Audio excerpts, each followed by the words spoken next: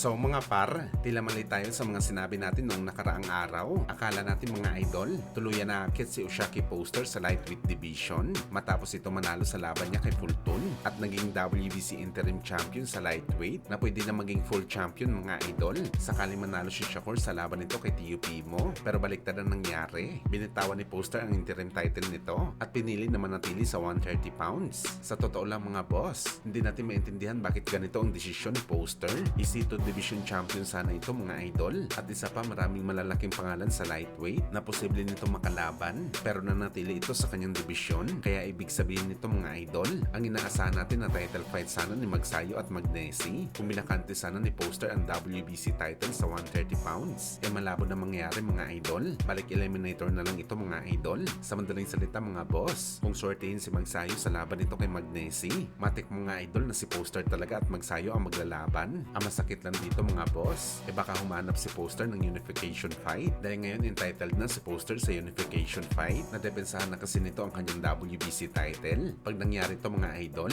matatagalan talaga si Magsayo na makalaban sa title fight. Samantala direkta naman sinagot ng Japanese Monster na Naoya Inoue ang tanong sa kanya kung tatalunin ba nito si Bam Rodriguez sakaling maglalaban sila sa bakbakan. Siguradong sigurado ito na ibibigay nito kay Bam ang unang pagkatalo niya sa kanyang record. Tila parang ngayon palang mga idol alam na talaga ni Inoue kung paano usakin ang pamalakasan na galawan ni Bam. Malamang nagsasawa na si Inoue na makakita ng kwento sa social media na si Bam Rodriguez na daw ang boxer pwede makatalo sa kanya sa bakbakan. Sa totoo lang mga idol marami talaga ang mga experts ang nag-hype kay Bam para maging kryptonite ni Inoue kaysa mabilis daw ang paa ni Bam at magaling daw ito magpalanding ng suntok sa kalaban na siya naman talagang totoo mga boss. Wala tayong masabi sa husay ni Bam pero ang tanong dito mga idol kaya ba ni Bam gawin ito sa fighter na kompleto sa rekado sa bakbakan? Hindi kagaya talaga si Inoue sa nakalaban ni Bam. Sa Robert Garcia na nga mismo mga idol ang nagsabi na kailangan pa daw nila ng 4 na taon bago labanan si Inoue na para sa atin mga boss magandang plano talaga ito dahil sa oras na to palaos na si Inoue, meron na chance si Bam para manalo sa bakbakan sa Japanese Monster.